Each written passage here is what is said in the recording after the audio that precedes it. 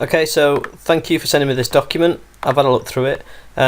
First of all, you referred to it as a game model. I just want to just sort of mention that I have a different interpretation of a game model as to what this is. My interpretation of a game model is something a little bit like this, where you look at the 4 phases of play, and for every single phase that exists within the game, you have a detailed structure and a stepping stone process for what your team will do in that phase, so that every single player is coached those principles, and every single player therefore knows exactly what to do in any given situation. All minds are thinking in the same fashion.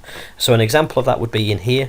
In this game model, the focus on this one is in possession, building up from the back, and the overarching goal is to play out from the back with a view of attracting the opposition, to draw them into 5-6 players into their own third, with a goal of creating space in behind their back line so that that space can be exploited, to make the opposition lose their defensive structures, it says in there. So that's the key overarching goal.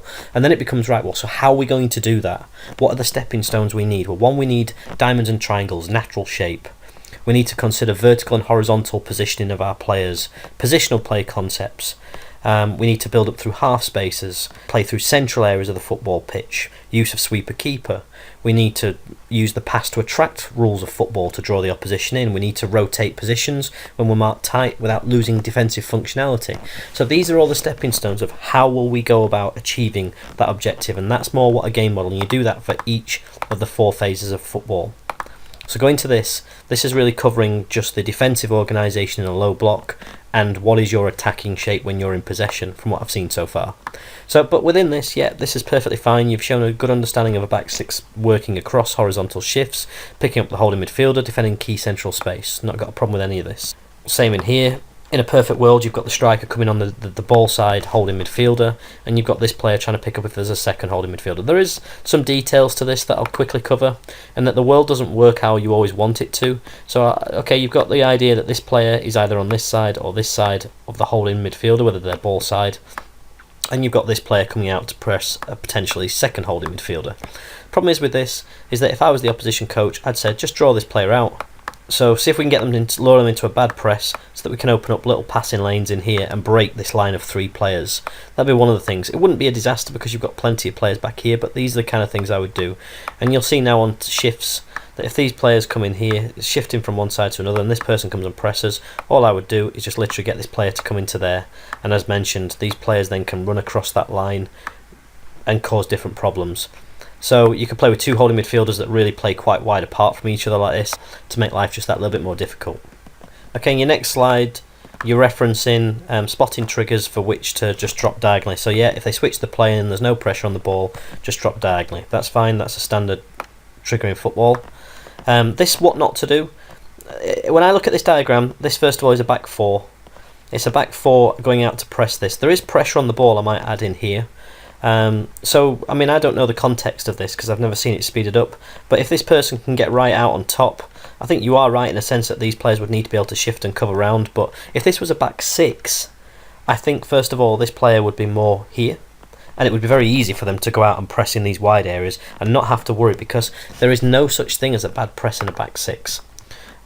We say it in a back 5, there's no such thing as a bad press, so there's certainly no such thing as a bad thing in it. Let's just imagine that you haven't got your structures in place, and there's players in here that they're going to pass through, and this player decides to go and press, but this person's already turned, got face up, and this person's kind of in no man and he's left a little bit of a hole. Well, you've still got 5 defenders here, and we're used to defending in Europe throughout history with a back 4, so having 5 players in there, it's not really going to affect and hurt you that much. But it comes back to your game model, because if in your game model it defines clearly that when a player goes out to step from here, and it might be a bad press, then we make sure we have coverage of at least 4 players and we're filling off those holes and gaps so that it doesn't hurt us and affect us and force us play to go back out wide. So in reference to, you know, them switching the play, where we've got a back 6 here in the diagram that you're showing here, this ball getting switched from pressure here out wide, well, I don't see this being a problem for this player to go and stretch, because yeah, okay, this player comes in here or comes in here, but you've got more than enough players with which to handle anything the opposition can throw at you. Now in this part you're referring to your offensive organisation, focus in possession, but there's not really any bullet points on what you're looking to achieve other than the movements that you setting the players.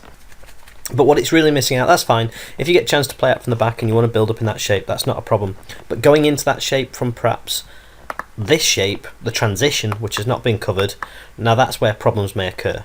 Because essentially to get into that shape that you're referring to here, so this is a left centre back and this is the left forward, I'm going to assume now that this player has to go and become a wide forward, this player has to go and become a wide forward, and that these players go and become sort of wing backs in this system. And you've got your striker obviously in here and whatnot. So it's not easy to transition into that shape from that structure, so your counter-attacking might not be quite simplistic and straightforward. So if I was using this as a strategy, I would definitely be using this as a counter-attacking system. I'm playing somebody who's more superior to me, so I'm blocking off central avenues, I'm really going overloading, so I can't be numerically dominated in this particular line. And when I'm breaking, I'm really going to be using this player to break into this pocket. I'm going to be using this player to try and break into this. And I'm going to be looking to play almost everything through my number 9, where possible, who can either set to these players, allowing these players to perhaps get up the pitch. So then it becomes about your player profile. What sort of players you're going to use? Well, you need a target man who's good with back to play, who always finds space and makes himself available coming in to meet the ball and can look to set in one touch.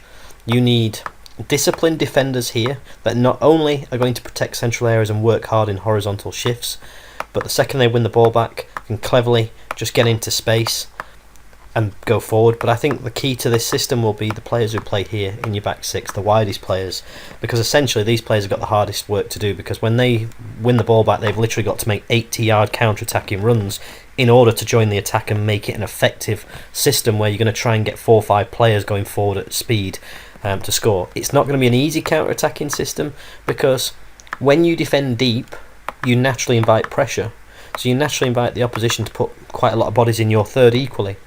The advantage for the opposition is that when you regain the ball, they've got a lot of players in close proximity that can press. But if I'm the opposition's coach, alright, and I keep 3 players back behind the ball, which is all I really need for your one striker, is I can screen and I can create 2 or 3 versus 1 and make life very difficult for that as your counter-attacking player to make available access, to make for these players be able to play forwards into this person. And if you're not conditioned well to find your number 9 and he's not good at setting play, then literally this system will be doomed to fail, because you are essentially never going to have a release from defending with 9 players, 10 players in and around your third. The only release you're going to get is those moments where these players break and you find them in these areas. But again, if I was coaching against you, I wouldn't necessarily keep a 2+1 defensive shape. I may actually try, it depends how good your striker is, because I could be tempted in the modern day football to just literally be 1v1 against you with a screener, but I might just sort of say, right, 1 full back, 1 centre back can step into midfield, sort of in these pockets. So now, when you win the ball back and these players are breaking, trying to get into these pockets of space, I've got a counter-pressing structure with which not only to screen your access, but also to instantly apply pressure or track or deny access into any of your 3 first counter-attacking players, which is essentially going to have to make you play to central midfielders, go long, or force sort of you to play in difficult circumstances, or hope that these players can get forward. So there are ways and means with which to nullify quite easily your counter-attack.